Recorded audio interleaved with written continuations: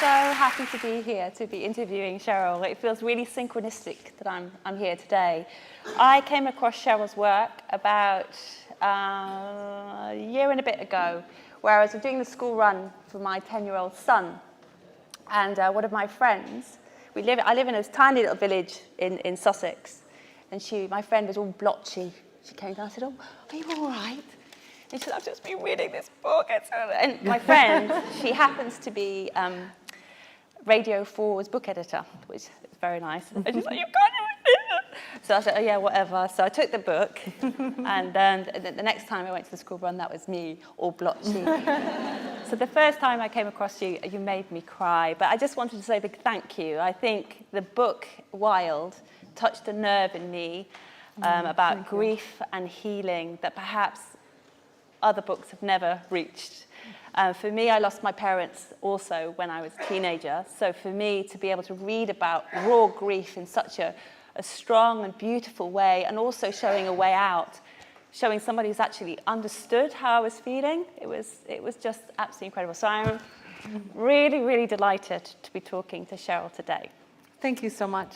Thank you. So I just wanted to start us off on the journey. I just want you to describe the scene when you decided, I am going to go off on a journey of 1,100 miles on the Pacific Crest Trail. Describe to me the decision that you made and why you made it. Well, I was at this time in my life that I really, the only way to accurately describe it is to say I was at this place that I think was the bottom point. I had been in deep grief over the death of my mother. She'd been dead at this point about 3.5 years. And by this point, my marriage had unraveled. I was only 26, but I'd gotten married really young to somebody who I loved, who was a good person. But I knew that I couldn't stay with him. I didn't want to stay with him. I didn't want to be married to anyone. But that was incredibly heartbreaking for me, nonetheless, because he was I loved him and he loved me. And in my sorrow, I did what a lot of people do. I grieved in ways that I think were noble and the ways that we all hope that we'll grieve. And then I grieved in ways that were self-destructive and in ways that actually brought more grief. And in my case, it was really promiscuous sex, and then eventually drug use. One of the guys that I became involved with, those of you who've read Wild know, he introduced me to heroin, and I began using heroin. And when I used, it's really interesting now, the 45-year-old me can look back on the 20-something me and see very clearly that actually my impulse to use heroin was the same impulse that brought me to hike that trail, and that I was really seeking a cure for pain. I was trying to heal. And when I used heroin, it actually, the first feeling I had was that I was safe now, that I had escaped my sorrow. Finally, there was something that could actually lift this weight that I was carrying, and it was planet heroin. But was it that, or was it numbing? For me, it was. I spent a lot of time just numbing, whatever I could, in unhealthy and healthy ways. Was it about curing? Wasn't that. Of course, it wasn't that. But what I'm saying is, it felt like that for a moment. And of course, what happened in that next moment is that my life then really did start falling apart in a pretty serious way because of drug use. And so I was at this place. I was at the bottom. Full of regret, full of remorse, full of, why am I even here? And I found out I was pregnant by the man, the heroin addict boyfriend. And that was where I just thought, okay, I cannot do this. I cannot live this life. This is not me. And it wasn't so much that I felt the need to save myself, because I really felt at that time that I was really a worthless person, but I knew that I could not. My mother had loved me too well for me to destroy myself. I couldn't disrespect my mother that much. I had to honor her. And I think in some ways, I thought that self-destruction and deep grief, I was honoring my mother because I couldn't go on without her. I couldn't thrive. And suddenly I had this revelation, I guess. It's like that Rilke poem where, that culminates in the, you must change your life. And it was that I must change my life. And I had to find a way. I had scattered. I had to find a way to gather. And so I decided to hike the Pacific Crest Trail. Okay, so there's a bit of a gap there. So you were in this dark place, and many of us would have chosen a bit of counselling, maybe. I know. How were you inspired to do that? Why did you think that was the solution? Well, those of you who are familiar with my Dear Sugar column, I always tell people to trust the gut, to trust the body. The body knows. And I was living at the time in Minnesota, which is a very cold place, lots of snow, and there had been a blizzard, and my truck was buried in snow, and I needed to dig it out.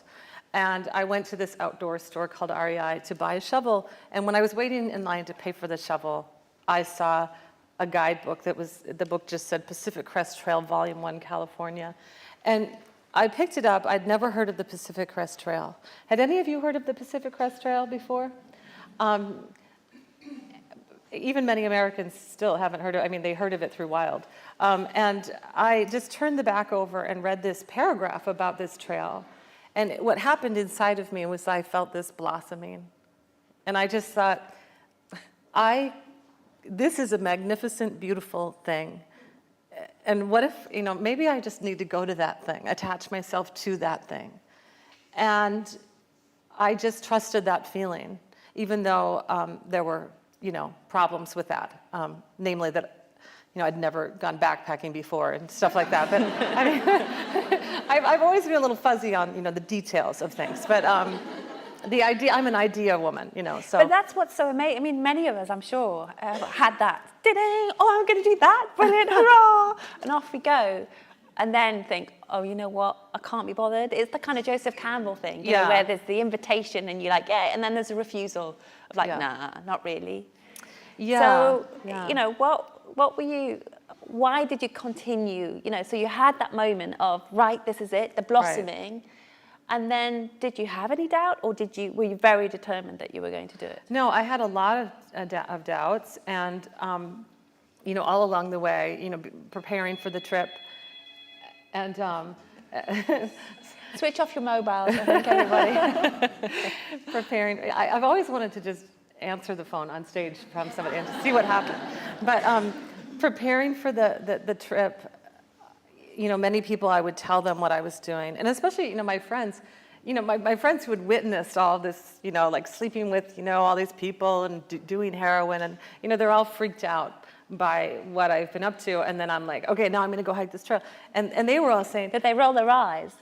It's like, oh, well, they said, what do you, maybe, are you sure you need to do this, and isn't this dangerous? And my joke was always like, not as dangerous as shooting heroin, but and it isn't actually statistically, it's safer to wilderness.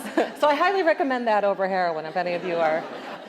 But and then the time, the biggest doubt, I think, was the night before my hike, when I checked into this motel and looked at all the shit I had to carry, and I thought, maybe I didn't think this all the way through. Really? And so that was. Tell me about Monster. Introduce us to Monster, because for me that made me laugh so much, is that you were there, and was it the first time you'd actually packed your bag at that point? Yes, I had never packed my backpack until the day I began backpacking. And you're really, when you're going on a 100-day or so journey, it is a good idea to take the pack out on a trial run and things like that. And so I didn't do that, and I for the first time, packed my pack, and not everything would fit. It was an awful lot of stuff, and the pack was really heavy. Sort of unbelievably so, like just really heavy. Wasn't it the half of your body weight? At least that. What's interesting right now, the film of Wild is being made, and so we'll get back to Monster in a minute, but just let me tell you this bit. Because people always say, well, how much did your pack weigh? And the only thing that I did not bring on the trail was a scale. So I don't know. how much it weighed, but it weighed a whole lot. And so right now the film of Wild is being made, and Reese Witherspoon is playing me, and she's dressed exactly like me in 1995 on the trail. They have I still have my backpack, and so they borrowed it, and then they recreated the pack exactly the way I packed it, everything. And so they have on the set, a few different packs for different scenes. In one weighs like 25 pounds, and one weighs like 45 pounds, and one weighs like 65 pounds. And she wears it depending on what she's doing. And so at one point I was like, well, I think she should wear the heaviest pack in this scene. And so they had me go show her how I put it on. And I lifted it, and it was like, no problem. 65 pounds. And my pack was definitely heavier. It was like 80, 85, maybe 90. Just the water alone on the first day was 24 pounds, just the water. Everything else was, so it was a lot. And I had been out on the trail a few days when I gave the pack a nickname, Monster, and I referred to it as Monster. And I didn't know later that I would write a book about it, and it would be actually have sort of metaphorical resonance too, that I'm walking along with the monster, on my back, like we all do in life. Yeah, yeah. Well, the irony is your book inspired me so much that last summer I decided I was going to take my own trek down the Cornwall coast. And like you, I packed my bag with my tent. I lasted half a day before I put my tent up at the one. And I used to walk and then get the bus back. Just so I know, I love this. I didn't take the bus. There were no buses on the PCT, sadly. But it was hard, wasn't it? It was really, really hard. Yeah. And but one of the things I really resonated with, you made the decision to go, and there was a quote in the book. It would say, I could go back in the direction I'd come from, or I could go forward in the direction I intended to go. And it was a decision you made. And I think when it's that decision that you've made, you've lost your mum. There's two ways you can go. You can go down self-destruction, heroin, spiral down, or you can go on the PCT, and you can go and walk along those things.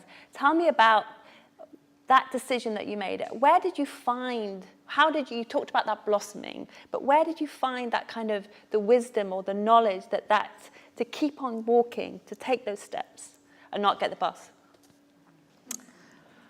I don't really know, but I know a few things. One is that, that scene, that line you quote, what's just happened right before I wrote that line is I've just been basically almost mauled by a Texas Longhorn bull.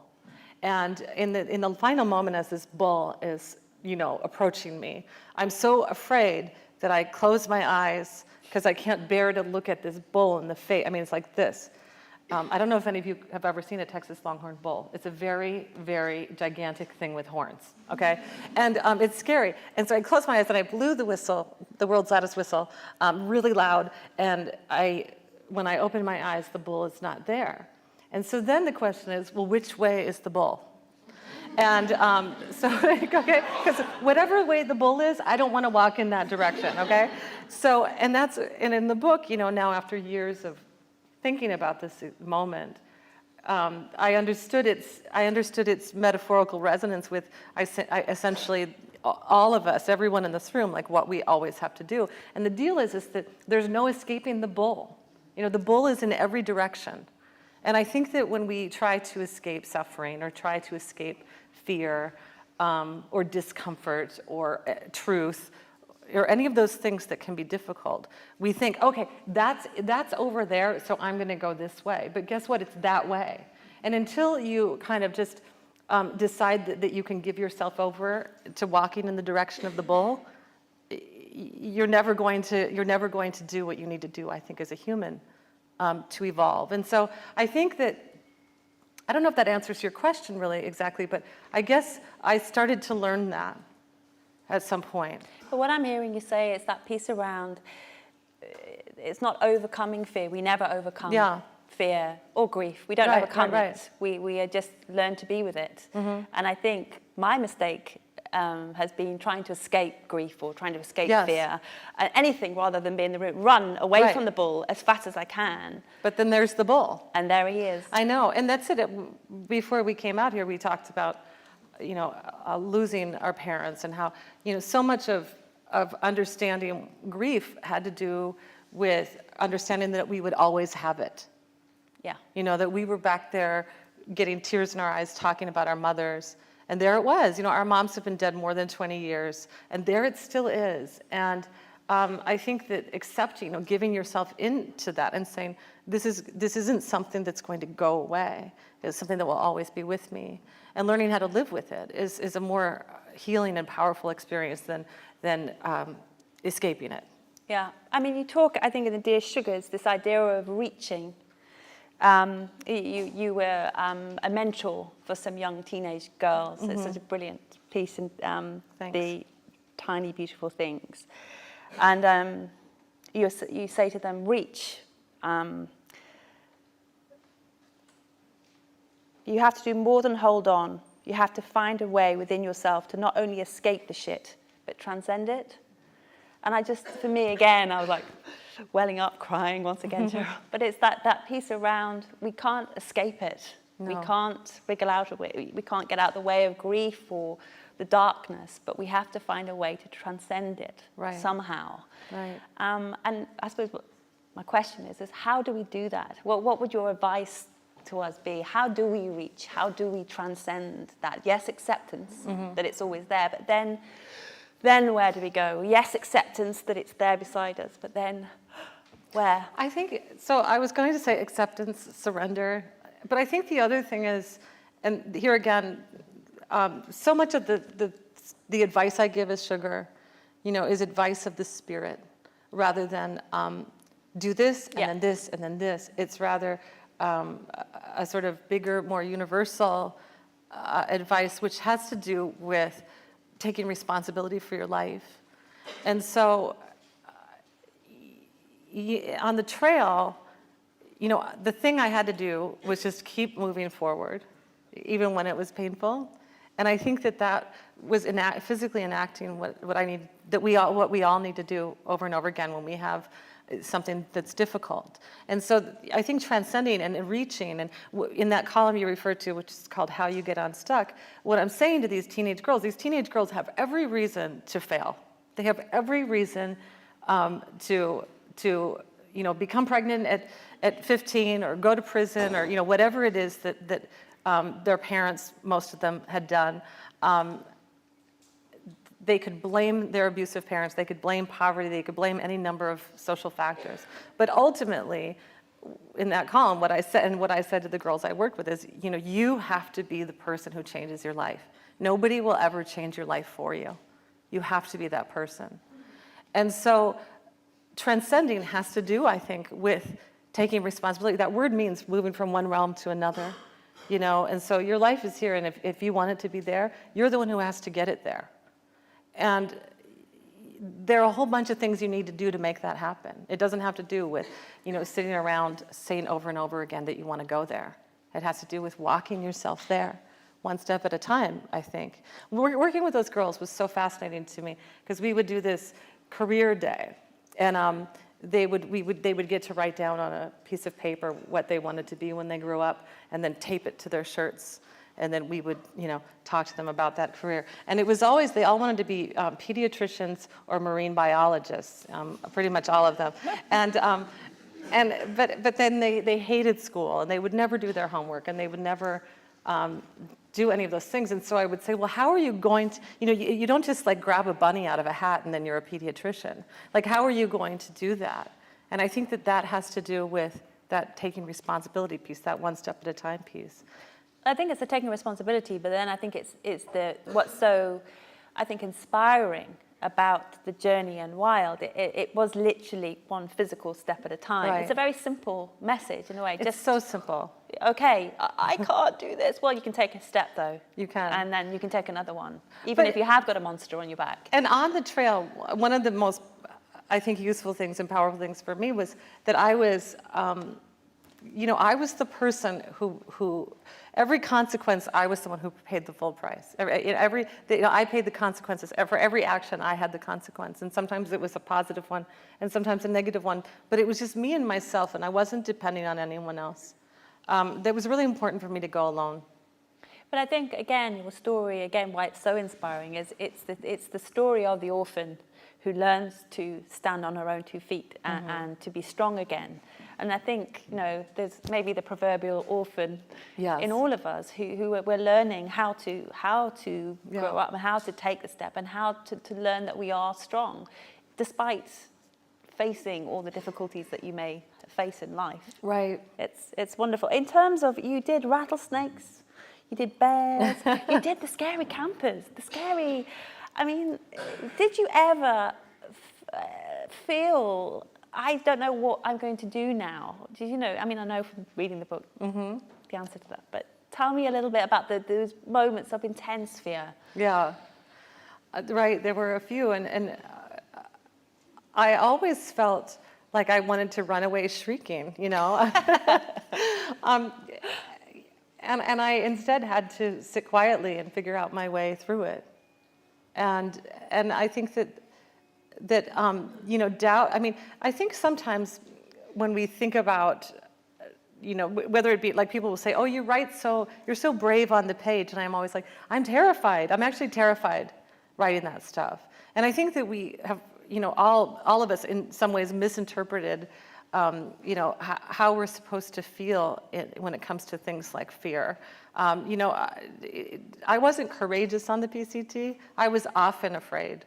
But I think getting used to fear or saying, okay, I'm afraid of this and I can still keep going was a big, I was facing that almost every day. And fear of things like, I think we think of rattlesnakes as scary, right? But really the scariest situation I was probably on my hike was when I ran out of water. That was I was terrified. I knew the consequences of that, and they were grave, And so I think that I was in some ways looking for that too. When I said that, deciding to use heroin, it was like hiking the trail in one way, and that is, I was in some ways needing to test myself against something, which is a really ancient human, as you know, story where, the hero's journey has to do with going into the darkness and facing the demons and the dragons. And coming back from that experience changed. And I was aware that that's, I was giving myself my own rite of passage. Yeah. Our cultures have kind of missed that, I think. But do you think it needs to be that scary, or can some of us just get the bus? Do you think? Yeah, you can just take the bus. Yeah. No, well, that's it. That's what's been so cool. It's not. The other thing is too. Many people have taken far, greater adventures than mine. The point of Wild is not like, look at me, I did this incredible thing. I actually did a very, many people have hiked better and further and braver. But the point is, look at this is the journey I went on. And I think that everyone's journey can look a different way, And I get so many emails from people saying, well, just like you said, oh, I took this 50-mile hike in this place, or I did this. People make it their own. And it's really about the journey. Yeah, yeah. You talked about being brave on the page. And so you've written about the trail after you've taken the actual journey and being brave. How have you done that? In terms of literally being brave on the page. The thing that's so attractive about the book that you want to you can't leave it is because it's so raw and it's so devastating almost the way you write. And you've been so vulnerable on the page, so brave on the page. But how could you do that, having so much time pass? Or is it because so much time's passed that you were able to do that? Right. I think, I didn't think I was going to write about my hike until I did. I began writing the book in 2008. And, I'm just, as a writer, I think really the writer's job is to tell the truth. And not just the truth, but the deepest truth that can be possibly uncovered, the darkest and brightest place that we can go, I think that that's what artists do. That's what they show to us. That's what they reveal to us. And so I really feel that that's my job as a writer, whether I'm writing about a fictional character or myself, to go to all of those places. And if you don't do that, you haven't done your work. And I think that that's connected to the reason that I didn't feel like writing about my hike until I did. That I needed to come to that place as a writer, to learn, just to apprentice myself to the craft for a number of years. And also I had to gain some perspective on that person I was at 26. Yeah. I began writing it when I was like 38 or 39, and I could look back. I was in a very different place. I could look back on myself with both a subjective lens, but in some ways an objective one too. And so that's, I waited because I needed to gain that perspective. And also, my first book is a novel called Torch, and that was the book that I had to write. I couldn't think about writing anything till I got that out of my system. And that book's going to be published in the UK here in a few months. This is the one book I haven't read of yours, so I'm looking forward to reading that. So when you were writing sort of 20 years on now from when you... 18 years on, yeah. 18 years. Mm-hmm. Since the hike, yeah. So looking back, do you think, what did you learn on the hike? And have you put those lessons into action 20 years on? You look about the way you're living your life. Right. Are you living and breathing those lessons now? Yes, that is the thing about any difficult experience or beautiful experience or life-altering experience is that you carry it with you. Yeah. You carry it with you into your life, and you're forever changed because of it. And so there's no question in my mind that every day. There are all these places. I think that I would still be where I am had I not hiked the PCT. But I had to have some journey like that. I had to have some big experience to shake myself back into my real life, or the person I needed to be. And you think the wilderness, what part did the wilderness, and your story, we did a whole dossier at Psychologies magazine around wilderness because inspired by your book. I wrote about you in the Sunday Times, inspired by your book. I went up. Thank you. But I do feel like the wilderness is a very, even though I was getting the bus, I was on the coast of Cornwall, going up and down. And I love the wilderness here. There's a bus. That's great. It's the kind of wilderness you need, love, can I just say? But tell me a little bit of what role do you think the wilderness plays in your healing, or why do you think it's healing? I think that it's, how do you all feel when you go into the wilderness? Don't you just feel kind of healed? I think that when we put ourselves in the company of the divine, which I think the wilderness is, the magnificent, the bigger than us, we feel humble, and we feel grace-filled, and we feel restored and serene, and all of those things. Unless you're flipping out because there's a rattlesnake at your feet. But, you feel those things. And so I knew, and I had grown up in northern Minnesota for my teen years. When I was 12, my stepfather, who was a carpenter, fell from a roof and broke his back. And we lived at the time in this little town outside of Minneapolis. And my stepfather had been working under the table, which means, he wasn't he wasn't officially being paid by his boss. And so when he fell from the roof and broke his back, his boss said, "I don't know that man. He didn't work for me." And it was a terrible, difficult year. My stepfather was laid up with a broken back for a year. And my mother at the time was working as a secretary for an attorney, and the attorney said, "I'll bring a suit against your husband's boss, and you guys can get a settlement." And they won the settlement, and my parents got $12,000. And we were poor, and it was really the only money that they knew that was the only time they would have any bit of money to buy some land. And so they did. They went to northern Minnesota. Land was really cheap. It still is really cheap. And for $12,000, they bought 40 acres of land that nobody had ever lived on. Wilderness, woods, cold, really cold. And we moved onto this land, and we lived in a one-room tar paper shack that my stepfather built, my family of 5, and we built our house nearby, and we lived in this house. We didn't have electricity or indoor plumbing or running water or anything all through my teen years. Wow. We would, heat up. Our wood stove was a metal barrel, a 55-gallon barrel that my stepfather had used his blowtorch and made into a wood stove. Yeah. And we lived this way, in this kind of back to the land way. My mom grew a lot of our food and made our clothes and, did all of that stuff. And I think in so many ways, so the wilderness was home to me. Yeah. And when my mom died, things happened with my stepfather that made it so that place, that home that we built together was not my home anymore. I was exiled from this place. And my stepfather got involved with another woman pretty quickly after my mom died, and she didn't really want us, my siblings and I, around. And so, it was lost to me. And, all these years later, when I was writing Wild, is when I understood that in some ways, when I decided to hike the PCT, I was turning Going to back home. Yeah. Even though it was a foreign home. It was this other place. I knew that it was a place that I could be safe and find myself again.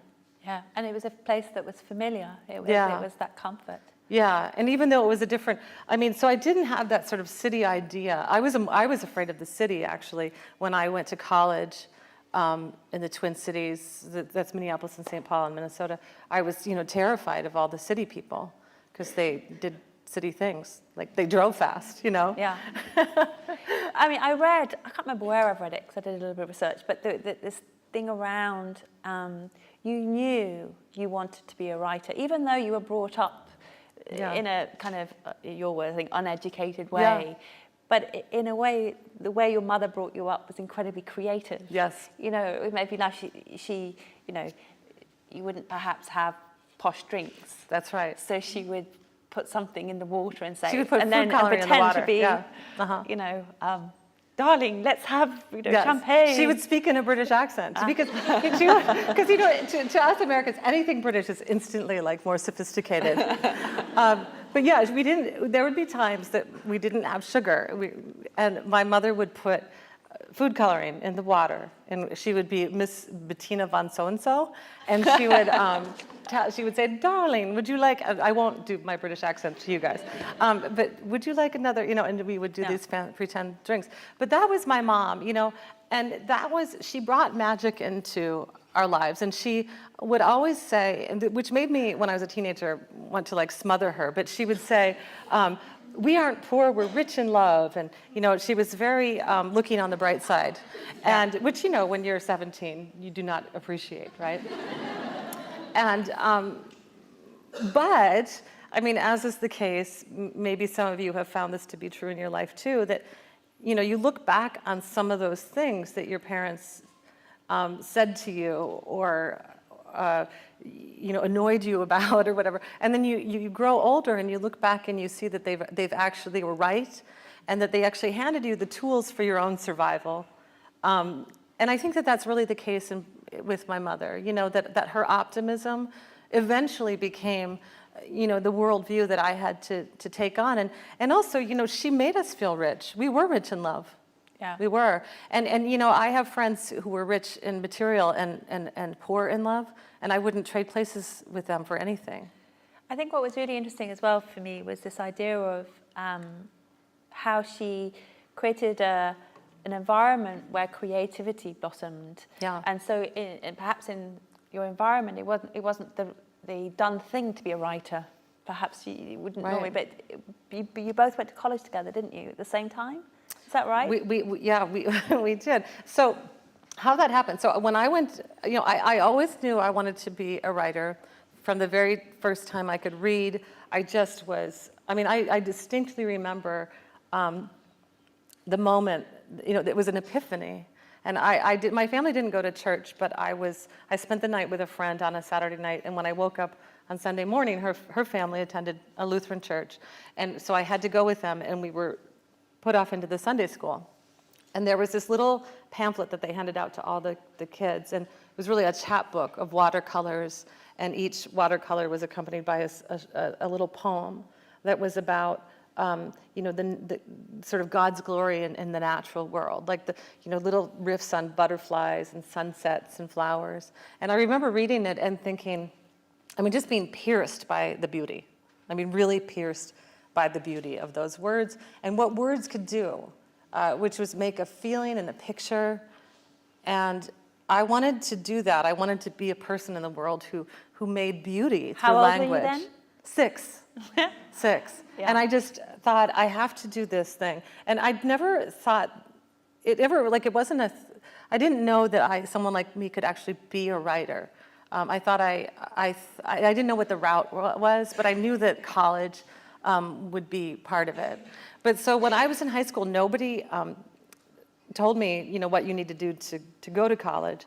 And so when I was in my senior year in high school, I just started to get brochures from colleges. They start to, send you things. And I didn't know it was a competitive process, really, that you should apply to more than one or anything. And so I just lined up the brochures on my table, and I looked at the pictures, and the one that looked the least weird, was the one I applied to. And it was the College of St. Thomas, which is a private Catholic school. Private and public means different things here, right? Yeah. It means it costs a lot of money. Private Catholic University in St. Paul, Minnesota. And when they accepted me, they were trying to woo me to come there because they didn't realize that they were the only game in town for me. And they said, one of the things, if you go, your parents can go to college for free. And, they were thinking like somebody's mom would take like French, 101 or something. But my mother saw this and she said, I've always wanted to go to college. And I said, no fucking way. And because would any of you at the age of 17 have volunteered to bring your mom? Raise your hand. Raise your hand if you wanted to bring your mom. So I was like, no way, you are not going to college with me. Get that idea out of your head. And then, what happened is, of course, there's the true thing, which is no fucking way. And then there's the truer thing, which is my mother has given me so much. And then the truest thing is that, that I couldn't stand in the way of her opportunity. And so I said to her, you can go to college with me with one rule, is that should we ever encounter each other on campus, she cannot show any recognition. Do not address me, do not look twice, just keep on going, Mom. And she was like, okay, that's fine. And she was so respectful that this was this moment in my life where I needed to separate, She really, and she was 40. And I just remember thinking, I can't believe somebody so ancient is going to college. And so we went that first year together. And it wasn't a good fit for me. I was paying my own way through, and it was just too expensive, and it was a conservative school, and I was a writer. And so I went to my mom and said, look, I'm going to transfer. And she said, that's fine, I'll transfer too. And so she did, and we went to the University of Minnesota, but thankfully there's more than one campus. So I went in Minneapolis, and she went up in Duluth, which was near our house, about an hour and a half away from our house. What occurs to me as you're talking is, you had that lovely time of, usual teenage mother type of relationship, but you had a fantastic relationship with mother, as you've told in Wild. How do you think that has impacted the way you are a mother today? Do you think, for me, I think I parent just like my mother, which is terrible. Scale. For you, how do you parent your children? Because you've got 2 children. Yes, I have 2 kids. I feel like that I parent them very much the way my mom parented me. My kids have a profoundly different life than I had as a kid. They just, Do you think that's a good thing? I do. I sometimes worry, I feel like so much of who I am was kind of learned through my hard scrabble childhood. Yeah. I grew up in poverty. I learned a lot from that. And my kids, just have they have 2 parents who have master's degrees in the arts. You know, their father is a filmmaker, I'm a writer. They just get to have a different kind of life. And so I do worry about them just not having to kind of, work as hard, frankly, as I had to work. Yeah. But on the other hand, I love that they have so. I mean, the thing that I think made me cry the hardest since all of this stuff has happened with Wild is I bought a piano for my kids, and they started piano lessons. And I just always wanted to have piano lessons my whole life, and I never got to. And now I'm too busy to take piano lessons. But I gave them to my kids, and my kids get to be the kids who get piano lessons, And so that's a big deal. And any of you who grew up, and were able to give your kids what you didn't get, it's just a powerful experience, And so yeah, but the way I parent them, essentially, is the same way my mother did, with love, with a great amount of love and openness about that love. My mother didn't ever withhold. When my mom found out she was dying, and she died 7 weeks later, I distinctly remember us talking about how it was like, okay, this is our last chance with each other, right? She's gonna die.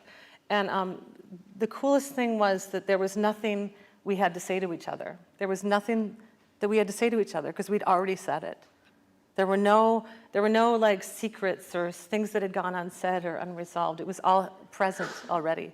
I knew that, and my mother did too. I feel so lucky about that.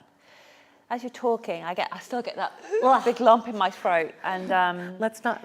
We won't cry. Is anyone crying? But we were talking a little bit about the idea of raw grief and how it changes. And then for me, reading the book, you hit every note of that, and it's not very often you get someone who hits that note. And for me, it was like, she gets it, she understands. And do you think your grief has changed over the years? Yes, I do. Yeah. Now, first, for those of you who haven't read the book, it's also very funny in parts. Right? Have any of you read? Some of you have read Wild, and there were funny parts, right? Funny things. Okay, but the grief thing. Sorry, upset. There are also sad parts, but there are funny parts. I always say to people, sometimes I'll get an email and they'll be like, I just finished chapter 1 and I don't know if I can go on.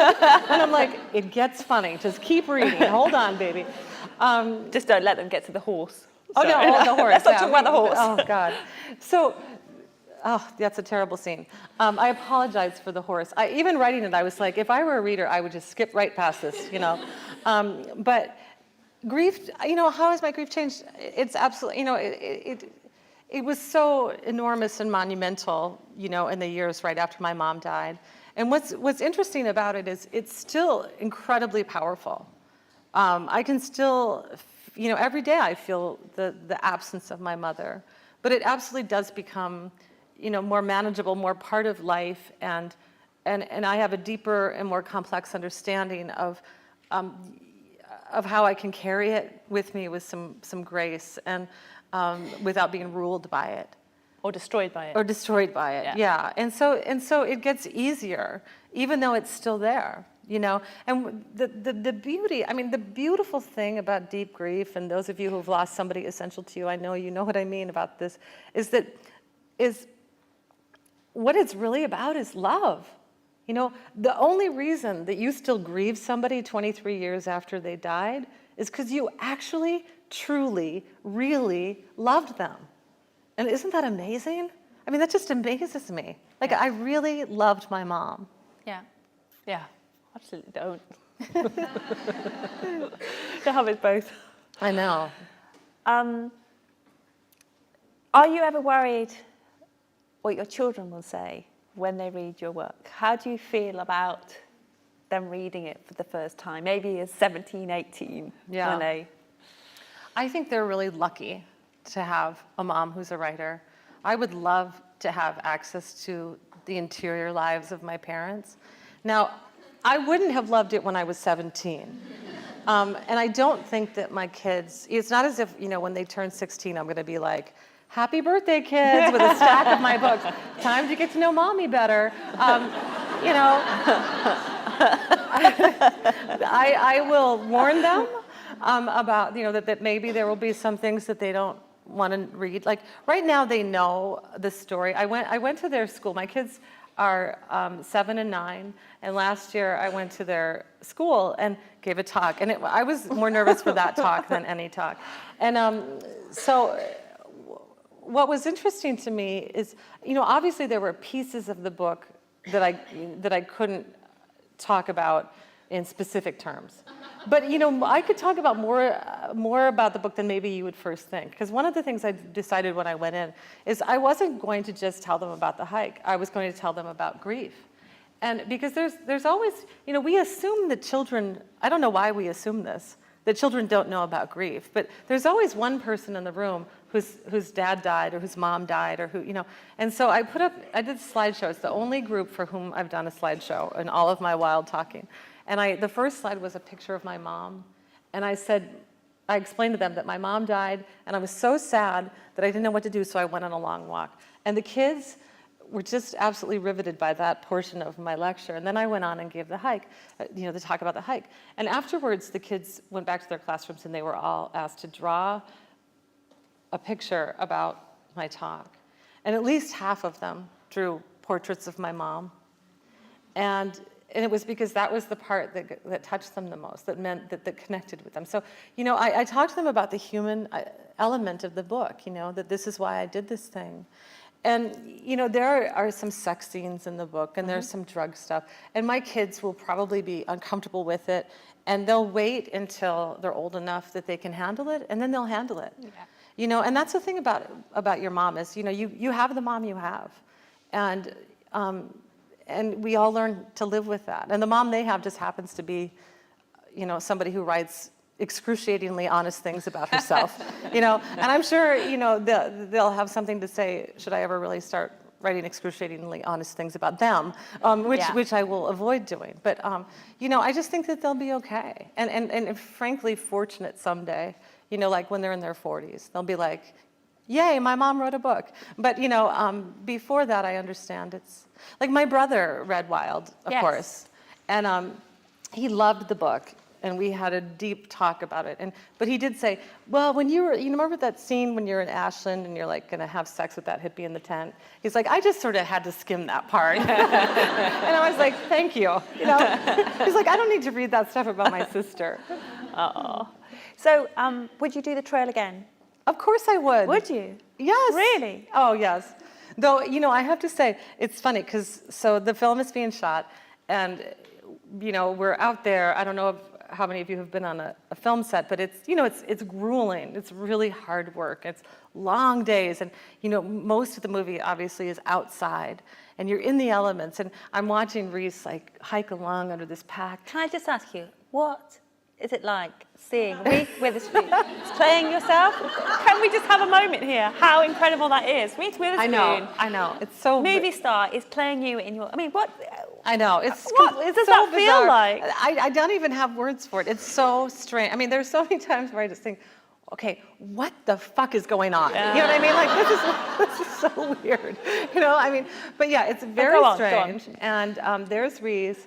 So yeah, it's strange. And so you're there on the film set. And they're on the film set, and we're outside, and we're just pretending. Okay, we're just pretending that this woman's out alone in the wilderness, and and there's like she's trying to make the stove work, and what's so funny, I loved this.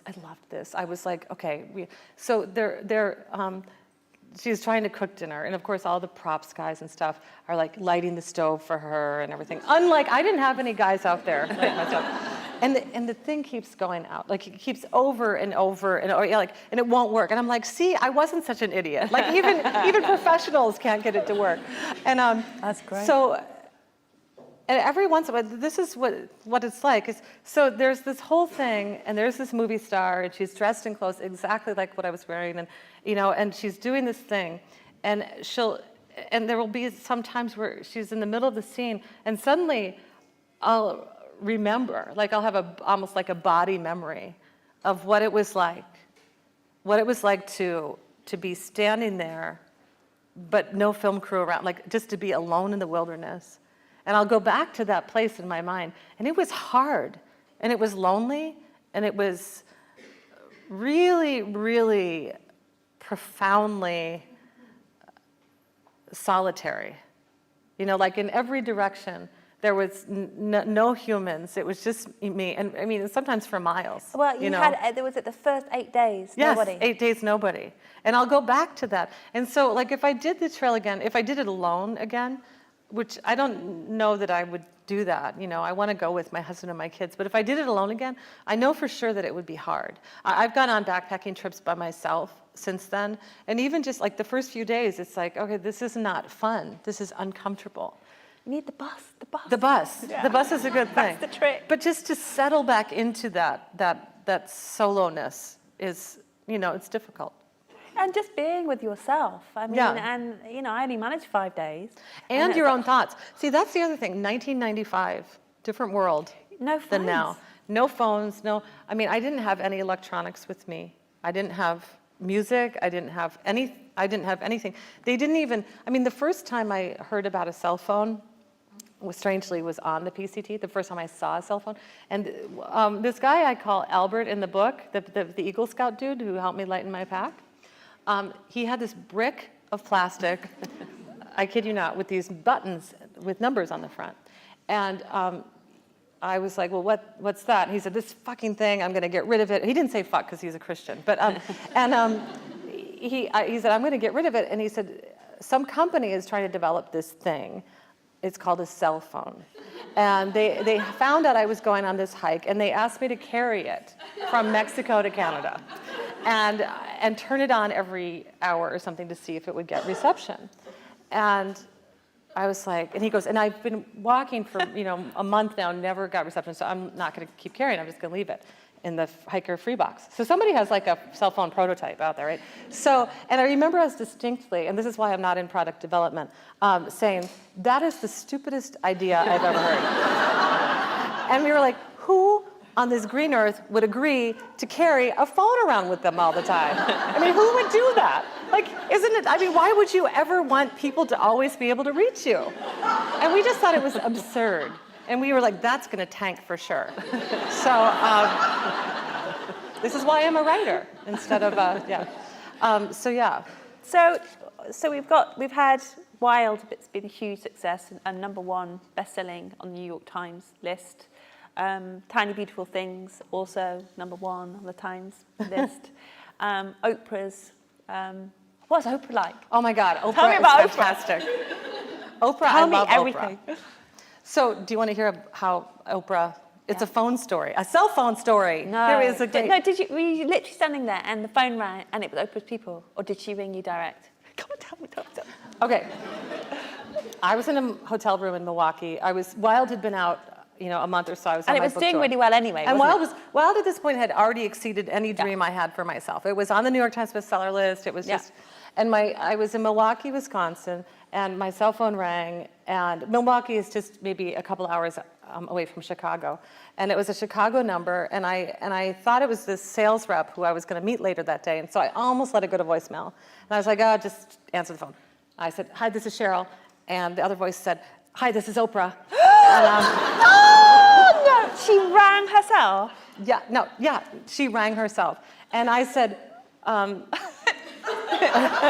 Did you know? Did you know it was the Oprah? I paused and said, it is, because it was Oprah. You know, I mean, like, it was her voice. It was, and I mean, when Oprah calls you, you know it. And so I was like, oh my God, like, hello, what do you want? And she said, I just finished Wild, oh my God, you know, and then and in her Oprah voice, you know, and we had this long conversation, like 20 minutes, which I kept interrupting her to scream and swear at her and be like, and then she says, after about 20 minutes, she says, so I have an idea, and nobody knew about this yet, just me and her, okay? She says, I have an idea. I would like to restart my book club for Wild. What do you think about that? And I said, well, I think that sounds just fine. And she said, you know, and she was like, she said, I'm on your website right now. My website, which, by the way, I just do myself, you know, and I'm still to this day. And she's like, I see you're going to be in Los Angeles on Saturday. Would you like to stay an extra day and come to my house in Santa Barbara? And I was like, okay. And so I find myself, in a limousine on Sunday morning being whisked to Oprah's house. And I spent the day with her. And she's just so lovely. And we just hung out at her place, and which is just a shack, And I mean, and we shot this show. She has a show called Super Soul Sunday, and we had this whole on-camera conversation. I saw it, yeah. Kind of like we're doing here tonight, except we were surrounded by cameras and stuff. And then, you saw the Super Soul Sunday? Yeah. YouTube. And Oprah's people did my hair that night. So yeah. But it was really fun. And then I just hung out with her and got to know her. And she's the warmest, lovely. I mean, we've stayed in touch. She's so, real. Oprah's exactly like she seems on TV, I mean, she's just I don't think she could have be where she is without being the real deal. Yeah. Well, and that's what was so cool when I talked to her about books and her book club, that she really chooses books that she loves. That, and like any list, we're not going to all love the same books that, right? Our friends don't always love the books we love.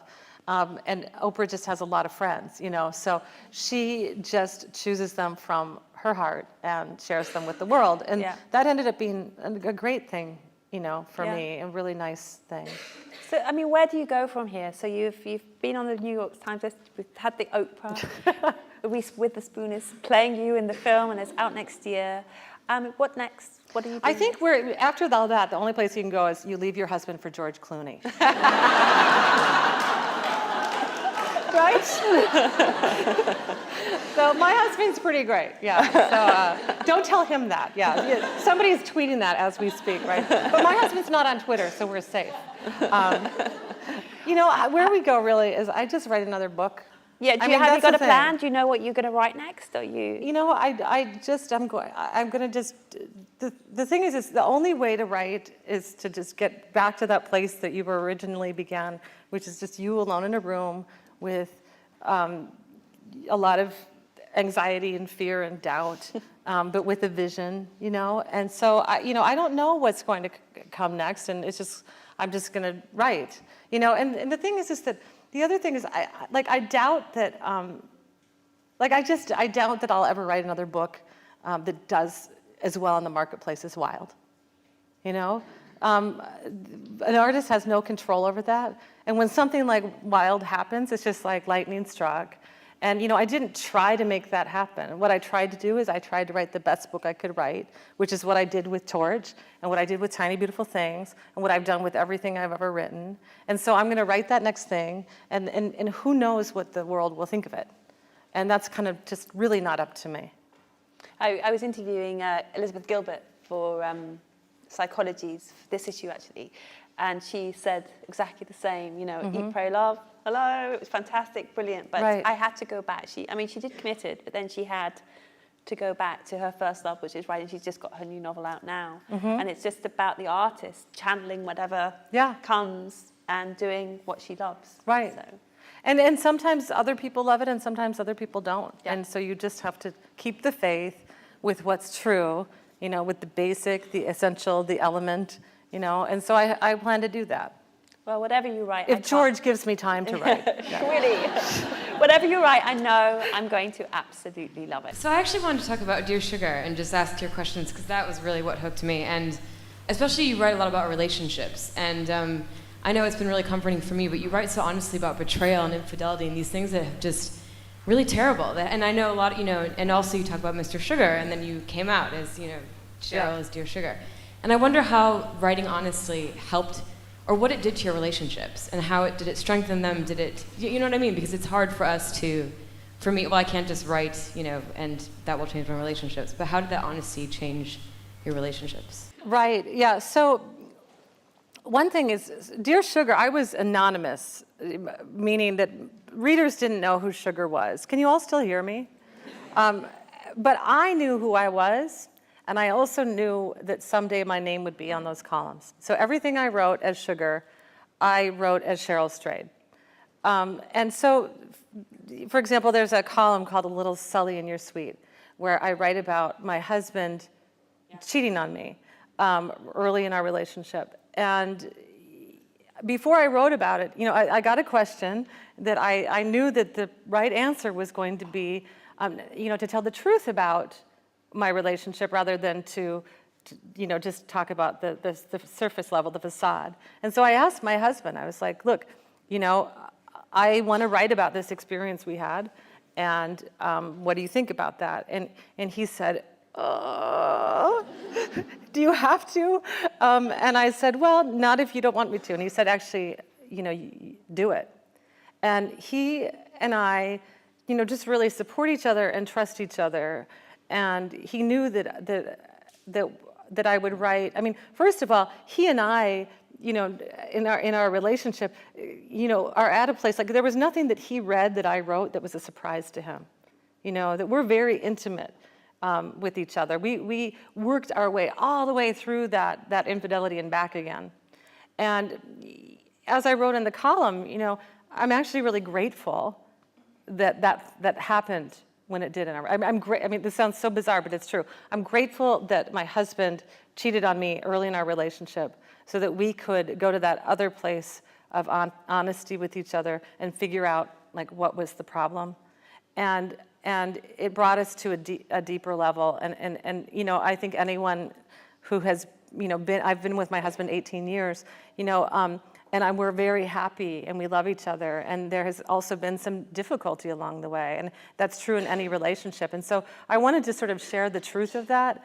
I always think it'd be so interesting. I don't know if you guys do this here, but in the United States, sometimes there will be like a 50th wedding anniversary party. And, they write it up like, in the paper. It'll be like so-and-so and so-and-so, they're celebrating 50 years, and their marriage is, they had 4 kids, and they, lived in 3 cities, and they were, and it says all this stuff. What I think would always be so interesting if we had a real one. She was fucking her boss for 3 years, but then they figured it out, and, that we really see actually what happened, and how do you make a 50-year marriage work? And it's not all, roses and rainbows, right? And so I wanted as Dear Sugar to tell that story. And so what it's done, I mean, it hasn't done anything to my marriage, because like I said, this was not new information to my husband, the stuff I wrote. It was just a piece of us that I decided to share. Now, one thing about my writing is I'm really, people say, oh, you're so honest and open. That's true, and it's also true that I don't write everything. There are whole huge swaths of my life about which you know nothing. And I think that people forget that because there are huge swaths of my life about which you know a lot. And so, I'm very conscious and careful. My siblings, they come up in Wild. One of the questions I always get is about my siblings. And there are lots of stories about my siblings that I didn't tell because I wanted to protect their privacy. I didn't want to hurt their feelings or in any way invade their lives, But so I'm always making that judgment as a writer. And I do think, on the other hand, like I mentioned that my brother read Wild, and those of you who've read the book know that he's in some of the book's most difficult scenes. And my brother has had a hard life, and he didn't even graduate from high school. He's not like a bookish intellectual person, but he read Wild and he understood it on every in the most sophisticated way. And he and I had the most profound conversation that we've had with each other in our lives because of Wild, and because I wrote honestly about what I felt about him and what happened. And he said, I can't believe it, that stuff you wrote, Cheryl. He said, I buried so much of that, and it just all came. It was incredibly healing for him to read the book and for us to talk. I think I think most of us are so afraid of speaking the truth because we think it will hurt people or it will cause conflict. And I'm here to tell you that actually, the opposite has happened in my life. So many things are healed, and when you bring light in, so many things are actually made better. It's not as scary as you would think. I have a daughter who lost her mum at 11. Uh-huh. And she was doing the sort of stuff that you were doing in your 20s when she was 15. And she struggled with life a lot. If there was any advice I could give her, what would it be? Because she's still struggling at 30. She's 30? Hmm? She's 30, did you say? 30 odd now. She's got 2 children. Uh-huh. You know, it's so hard. It's so hard for me to just encapsulate, you know, one piece of advice. One of the things that I think has been really helpful to me in my own life, frankly, is books. You know, my recommendation, you know, how can you help her, is find books that have been enlightening to you and give them to her. Well, then buy all of my books. You know, really, honestly, Tiny Beautiful Things is full of advice. The book is advice, and it's advice of the Spirit, and it has to do with, I mean, the only way that your daughter will change her life is by changing her life. You know, you cannot change it for her. And I know how hard that is, because I have loved people before who haven't changed in the ways that I hope they will. And you just can't. You have to do it yourself. And pretty much every sugar column says that in different ways. And so I do think that it could be useful to her. And also just love her. You know, love her through it. And, you know, share with her your honest opinions in ways that maybe, there's this thing I write about in Tiny Beautiful Things, these teenage girls I worked with. And for me, it was a really interesting mind shift.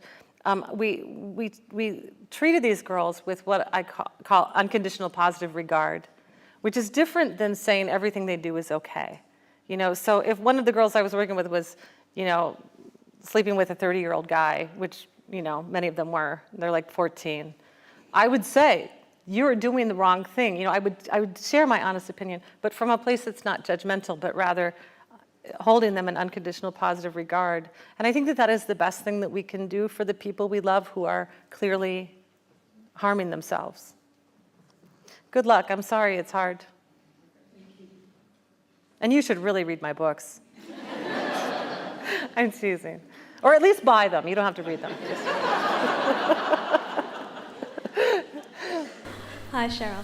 Hello. Hello. Where? I'm over here. Oh, there we go. You've sort of come to my question. You've mentioned the word honesty so many times tonight, living honestly and writing honestly. But for me, the word that really is dominant, particularly in Tiny Beautiful Things, is compassion. And I've heard you use the word super love. I read it in an article somewhere. And I would just love to hear you speak a little bit about compassion or super love, or how you come from that place in all the advice that you've given.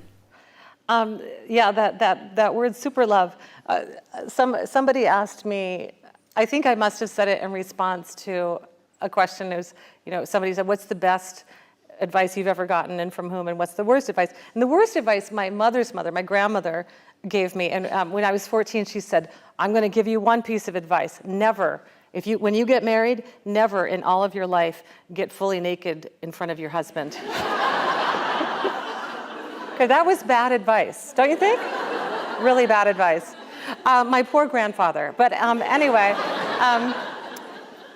but my mother, I remember in the early 70s, I was born in 1968, so I was pretty young, and I remember seeing a photograph, and I think it's a famous photograph, and if anyone knows what it is, please tell me, because I've looked for this photograph because I remember it so vividly. But I want to find it again. I don't know who took it. But it's a picture of, there were American, on some college campus, American protesters. They were protesting the Vietnam War. And there was this image of these like National Guard guys holding these guns. And this young woman had gone up to the gun and put a flower in the barrel of the gun. Have you seen that picture? And I was a little, you know, just maybe 4 or 5, and I said to my mom, I asked her to explain this photo to me. What's happening here? And she said that she explained to me that you know, that these people were in disagreement about something. They were on other sides of an issue. And I said, well, why did the woman put the flower in the gun? And she said, because she's trying to zap him back.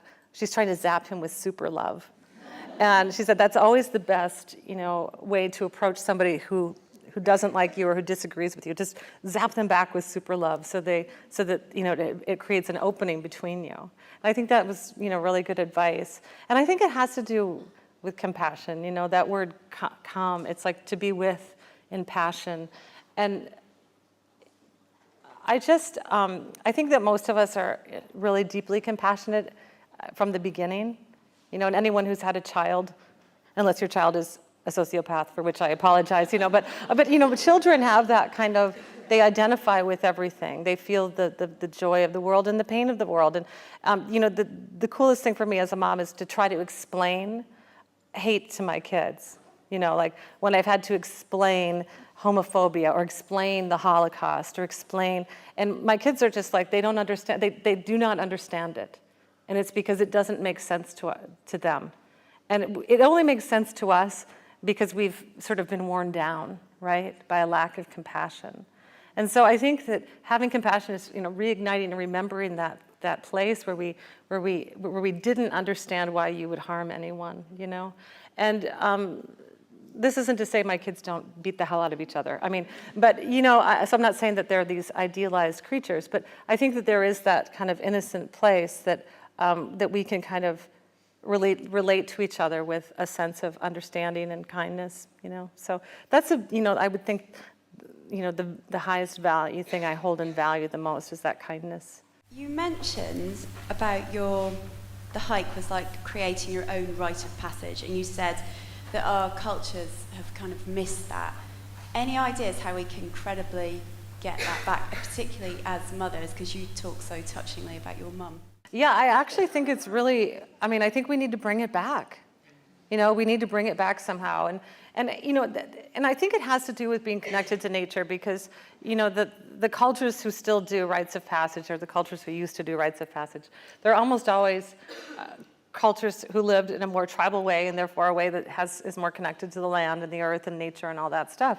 And you see this, the young, and often it is, like the young boy has to go off for 3 days, or and fast and meditate, and or kill an elephant or whatever the hell, And I think that obviously we can't all do that in our urban lives and such, but to do something for our children that allows them to do all the things like I talked about that I had to, that I was, I made decisions and I suffered the consequences of them if they were the wrong decision, or I benefited and I got the triumph if they were the right. I did it myself. It has to do with resilience, solitude, working for what you get. And also I think that the essentials. One of the things on the PCT is that my main concerns were not emotional.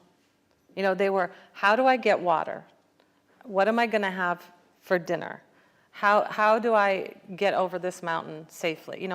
It was actually survival, which really can't be replicated, I think, in our regular lives for most of us. And so, I've really thought about this for my own kids. Like, what am I? So my solution, I'm just going to drive them out and just say, happy trails, kids. See you in a month. But, we'll see. But no, something like that we've got to do. And I don't know what the answer is. But I do think that we can do it. I think that that would be a really helpful thing to a lot of our kids to force them to be resilient. Yeah. Thanks so much, everyone. Thank you.